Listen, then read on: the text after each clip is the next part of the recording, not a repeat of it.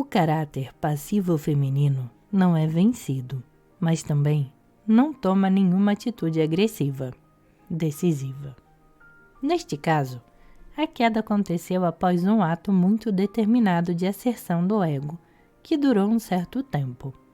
Tenho em mente as atividades pacifistas que devem ser interpretadas como uma rebelião contra a autoridade e, em última instância, contra seu pai. O verdadeiro masoquista nunca atinge nem mantém tal nível de rebelião. Este paciente tinha rigidez suficiente para se impedir de ruir continuamente, mas infelizmente essa rigidez imobilizava toda a sua agressividade. Ele não conseguia senão caminhar muito vagarosamente. Tive a forte impressão de que a energia estava aprisionada na região torácica. Seu peito era tenso e não se movia com a respiração. Dado que os músculos abdominais também eram tensos, estava muito reduzida a respiração. Produzia uma forte ansiedade o trabalho manipulatório sobre a parede torácica. As tensões estavam localizadas profundamente nos músculos intercostais. Deverá ser observado que este paciente se queixava de palpitações cardíacas, experienciadas de tempos em tempos, durante muitos anos, mas não insisti com o trabalho sobre a parede torácica.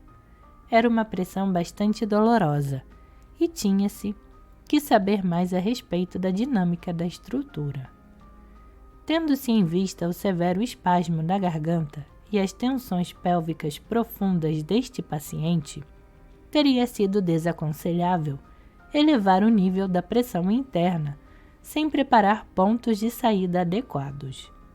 A continuação do trabalho com o uso do reflexo de engasgar, da expressão de sentimentos negativos e do socar o divã, não conseguia produzir o resultado almejado. Não pude mobilizar a agressividade suficiente para efetivar uma liberação de sentimentos significativa. Apesar de uma melhora gradual, continuavam a ser expressas as mesmas queixas. Como vimos anteriormente, estas queixas denotavam um elemento masoquista na estrutura de caráter, requerendo um trabalho consistente e persistente. Contudo, apercebi-me de uma outra manifestação neste paciente, que indicava a severidade de seu problema. Juntamente com quase todo esforço, o paciente soltava gemidos, o que tinha uma base fisiológica na perturbação dos movimentos respiratórios naturais. Mas alarmou-me a significação psicológica do som. Estava implícita no gemido uma atitude de resignação. Era como se o paciente dissesse: estou velho e a vida é um esforço grande demais para mim. Geralmente, a pessoa geme quando é tão grande o esforço que aquele é o limite da capacidade do organismo.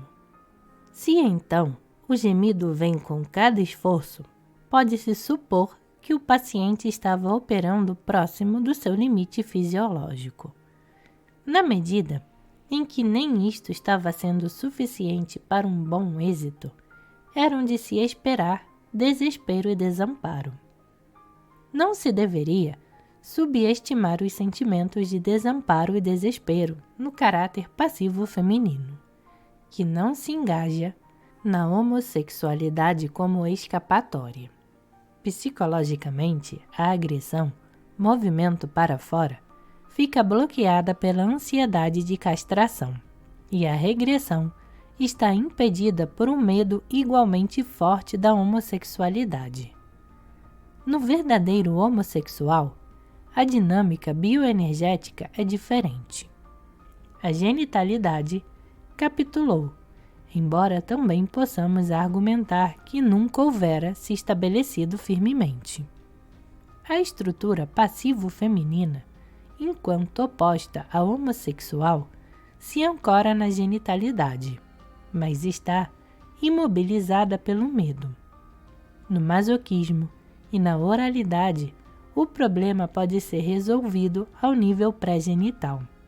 Na estrutura de caráter, a situação está complicada pelo fato de que não são possíveis movimentos para frente nem para trás.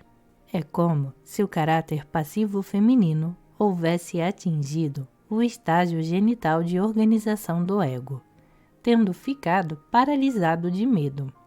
O problema é, então, precisamente essa paralisia.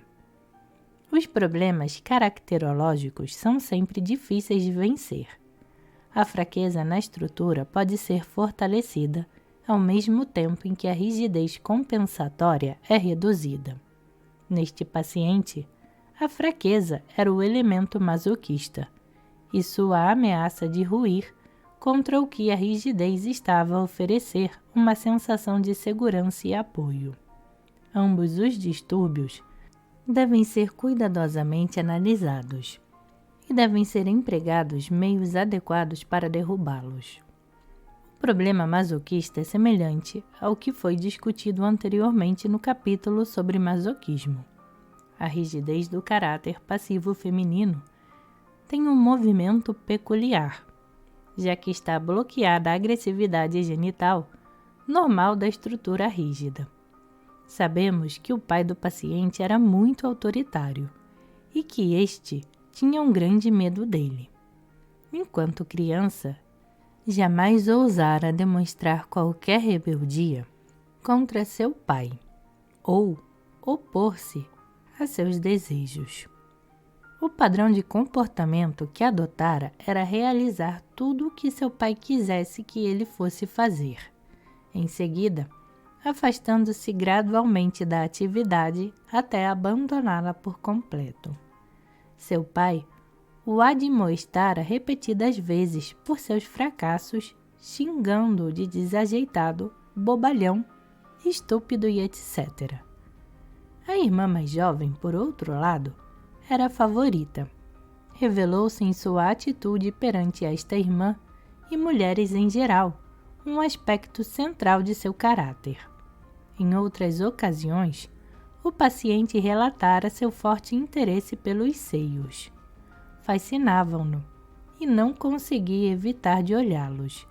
Sua tendência ao voyeurismo se baseava nessa atração. Queria ver mulheres nuas. O ato sexual em si não o interessava. Não só gostava de olhar um seio, como também de acariciá-lo. Enquanto falava, fez um movimento com as mãos, no qual tomava o seio e o balançava. Pedi-lhe que se abandonasse ao gesto. Na medida em que foi intensificando seu movimento, seu queixo projetava-se para frente e suas mãos se fechavam em punhos, como se estivesse a fim de arrancar o seio fora. Pela primeira vez, o paciente sentia e expressava espontaneamente uma raiva violenta. O paciente tinha sentimentos fortemente ambivalentes com relação à irmã. Tinha ciúmes e inveja dela, mas também a admirava e gostava dela. Sentia que ela levava sobre ele uma vantagem, da qual se ressentia. Ficou clara então a inferência a se fazer deste elemento. O seio era o símbolo do pênis, não carregando consigo a ansiedade que o paciente sentia com respeito ao seu próprio pênis. Sua inveja e seu rancor poderiam ser explicados pelo sentimento de que a mulher não havia sido castrada como ele achava que fora. No entanto, o seio é também uma fonte de vida e é, portanto, um símbolo de poder por sua própria natureza. O conflito com o pai autoritário era transferido à irmã e às outras figuras femininas. A mulher tornou-se sua rival e inimiga, tendo a identificação com ela ocorrido nestas condições. Por que aconteceu essa transferência? Podemos dizer somente que precisa ser resolvido de algum modo: o conflito entre o impulso genital e a ansiedade de castração que produziu a completa paralisia. Ocorreu uma espécie de regressão ao seio, mas não ao nível infantil. O homem passivo feminino não quer ser um bebê, ele quer ser uma mulher. Ao mesmo tempo, desloca para a mulher todo o ódio que veio a brotar por medo do pai, mas ele não abandona a posição genital. Ao nível do ego, exibe tendências femininas. Ao nível genital, é masculino, embora passivo. Na análise caracterológica desta estrutura, fica-se espantado pelo fato de que o paciente falará do pai tão severo, sem demonstrar nenhuma raiva. E, embora o ódio possa ser expresso contra a mulher, não leva a lugar algum, posto que é uma formação defensiva. O conflito com o homem deve ser primeiramente resolvido pela análise da situação transferencial. O paciente deve ser forçado a enxergar que a sua boa educação, sua concordância e avidez em agradar o analista encobrem um ódio profundo do macho, que lhe é superior. Mas o problema é complicado, pelo fato de que esses pacientes concordarão então com o analista e nada mudará. Estão tão ansiosos para agradarem que se consegue fazê-los concordar intelectualmente, embora não sintam o problema. A fim de obter uma resposta afetiva, a pressão sobre o paciente terá que ser tão intensa quanto foi a pressão original oriunda do pai, o que pode ser realizado caráter analiticamente ou bioenergeticamente, embora nenhum dos dois modos seja menos doloroso do que o outro. Dissemos que, psicologicamente, havia um deslocamento da oposição do pai para uma figura feminina. Dinamicamente, há um recuo da energia dos genitais para o tórax. A posição genital não é abandonada. A energia não é totalmente eliminada. No entanto, é retirada energia suficiente para reduzir o conflito e prevenir a paralisia. Se, novamente, a energia é levada para baixo, numa intensidade suficiente, será reativado o conflito edipiano. Manifestar-se-á uma forte resistência. A situação transferencial ficará carregada. Para se conseguir isto, deve ser efetuado um trabalho nas pernas, até se atingir um ponto doloroso. A agressividade deve ser mobilizada, e se isso é feito através de socar o divã, a atividade deve ser mantida até um ponto onde o paciente chegue a quase estourar. As tensões que bloqueiam os movimentos pélvicos e do queixo para frente devem ser liberados. E também, isto será doloroso. É desnecessário acentuarmos que todas essas táticas devem ser coordenadas com uma análise caracterológica profunda, de modo que o paciente esteja totalmente consciente da necessidade de uma tal ação. No homem passivo feminino, existem tensões severas nos músculos mais interiores, enquanto que os superficiais são relativamente macios. Isto responde pela movimentação suave que tais homens exibem. A mobilização da agressividade genital interfere com o desenvolvimento normal da musculatura, a menos que isso ocorra como um fenômeno compensatório secundário. Deste modo, há dois fatores que são os responsáveis pelas tendências femininas. Em primeiro lugar, o desenvolvimento masculino normal não se dá, e sobre este fato sobrepõe-se uma identificação posterior com a mulher. A terapia do caso em discussão chegou ao término antes que eu tivesse podido aplicar os esclarecimentos que fui obtendo, os quais provaram sua validade em análises subsequentes. A estrutura passivo-feminina também resulta do conflito entre impulsos genitais e uma frustração genital intensa. Também aqui, a rigidez serve como uma força imobilizadora que acaba na quase total supressão da agressividade masculina. Ilustrarei este aspecto com outro caso. Este segundo paciente também havia passado por vários tipos de terapia analítica durante muitos anos. A experiência confirmava que esses casos são os mais difíceis de serem tratados. O progresso invariavelmente é lento.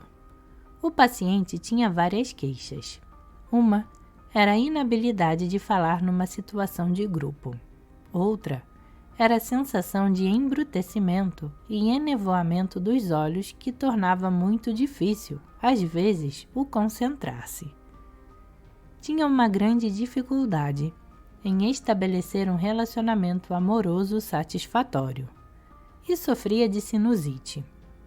A natureza passivo-feminina deste paciente ficou claramente revelada na voz suave, onde não estava presente a tonalidade masculina, nos modos extremamente bem educados e gentis e na expressão facial, que por vezes parecia a de um menino e por outras ascética. Sua face não apresentava rugas de sofrimento e determinação, e suas feições eram notariamente irregulares. Deve ser mencionado que uma coisa que confere à voz sua qualidade especial é a pronúncia suave do som da letra R. Não podia haver dúvidas quanto ao diagnóstico. Sua história de vida apresentava ausência de comportamentos agressivos, exceto por um período de serviço militar durante a guerra, e também um outro período de prática de esportes na universidade, quando fazia parte de um time. É interessante notar que, apesar de sua inabilidade em expressar-se frente a um grupo, foi somente quando fazia parte de um grupo que sua agressividade emergiu. Na posição de oficial do exército, angariou o respeito, tanto de seus superiores como de seus subordinados. A estrutura corporal deste paciente era bastante diferente da do paciente anterior. Era alto, de ombros muito largos, retos a partir de onde o corpo adelgava-se, até os quadris estreitos e tornozelos finos. Os pés eram pequenos e de arcos tensos, contraídos. Seus braços e mãos pareciam-se com as extremidades inferiores. O paciente me contou que, por volta dos 4 anos, havia tido que usar aparelhos em ambas as pernas para corrigir uma certa deformidade. Ele não sabia qual era exatamente a deformidade. Contudo, nunca se sentira seguro sobre suas pernas e pés. Poderia haver coisa mais aparentemente masculina do que os ombros largos e os quadris estreitos? Seriam uma compensação pela estrutura passivo-feminina? Ou seriam a expressão de tal estrutura? Certa ocasião, me inclinara favoravelmente para a primeira impressão, mas ter entendido que ombros erguidos são uma expressão de medo fez-me mudar de opinião. Uma pessoa reage ao medo, segurando a respiração, contraindo a barriga e erguendo os ombros. O efeito é que o peito fica inflado e a energia imobilizada no tórax. Como vimos, este é o selo característico do caráter passivo feminino, sendo que mais do que um desenvolvimento secundário, os ombros largos e retos são a expressão da passividade. Os quadris estreitos resultam de severas tensões pélvicas e das coxas, as quais diminuem a capacidade pélvica e reduzem a potência genital. Neste caso, podia-se presumir a presença de um forte componente oral na estrutura do organismo. A fraqueza das pernas, e especialmente os pés estreitos e finos, em sua falta de contato com o chão, é patonomônica de distúrbios orais. Assim também o são as mãos e os pulsos fracos. Além do mais, o paciente apresentava um pescoço estreito, desproporcional em relação aos ombros largos. Ainda mais significativa era a falta de carga na cabeça, o que pode ser deduzido a partir das sensações de embrutecimento e enevoamento da testa. A história familiar era atípica. Seu pai era um homem bem-sucedido que esperava que seus filhos fossem fortes e masculinos. O paciente sentia que nunca havia conseguido atingir esse ideal. Apesar de uma forte identificação com sua mãe, o paciente nunca experienciou uma sensação de proximidade em relação a ela. Tinha um irmão mais velho e uma irmã mais nova. Seu contato familiar mais íntimo era com a irmã. Pude analisar e trazer à luz sua identificação com a hostilidade para com as mulheres, mas isto causou pouca impressão sobre seu caráter. Isto é, igualmente verdadeiro para o caso precedente, e novamente, pelo motivo de que esta é uma formação defensiva. O conflito importante é com o macho superior ou com o terapeuta. Neste tipo de caráter passivo feminino, o elemento oral potente, na estrutura, enfraquece consideravelmente o impulso genital. Este tipo de caráter difere do caráter oral, por apresentar um melhor contato com a realidade. A tendência a períodos de depressão e elação, e por um decréscimo acentuado na verbosidade típica. O movimento energético pendular está ancorado na função genital, embora seja fraca a carga. Muitos indivíduos com este tipo de estrutura sofrem do problema de ejaculação prematura. Ao problema psicológico subjaz uma severa ansiedade de castração. O desenvolvimento de uma estrutura deste tipo é determinado pela privação oral numa etapa inicial da vida e por uma frustração genital posterior que paralisa a agressão. Enquanto crianças, estes indivíduos atingem o estado genital de organização do ego, mas com uma fraqueza inerente, devido ao forte elemento oral. Se, nesta época, a genitalidade e a agressividade da criança são encorajadas, o distúrbio oral será gradualmente amenizado. Com respeito a esses assuntos, deve-se pensar quantitativamente. A frustração, que poderia bloquear a agressividade de um tal indivíduo, não seria severo bastante para produzir tal efeito num organismo mais saudável. Organismos mais fracos não desistem de sua genitalidade.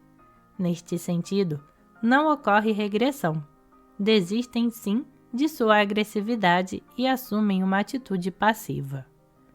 Há, como apontaram escritores analíticos, um deslocamento do pênis para o seio, considerando um pênis substituto. Deste modo, é evitada a ansiedade de castração. O mecanismo é o mesmo que o do primeiro caso apresentado. Os traços femininos surgem em função da inibição da natural agressividade masculina e só secundariamente por uma subsequente identificação com a mulher. O indivíduo passivo feminino é caracterizado por sua parcimônia na expressão emocional e por sua relativa imobilidade física. Por um lado, lhe falta a impulsividade dos caracteres pré-genitais. Por outro, também falta-lhe a agressividade que identifica o macho fálico. A rigidez que garante seu funcionamento genital imobiliza sua agressividade. Superficialmente, o conflito psicológico centraliza-se em redor da atitude perante a mulher. Do distúrbio oral deriva uma profunda necessidade de contato, e esta necessidade, no nível genital, entra em conflito com o desejo de descarregar e atingir satisfação. É difícil, se não impossível, desempenhar um duplo papel concomitantemente. O caráter passivo feminino consegue funcionar ou como um bebê de colo numa relação sexual com uma mulher mais velha, ou como a figura de pai, frente a uma moça mais jovem e dependente. Não consegue ser o homem para uma mulher.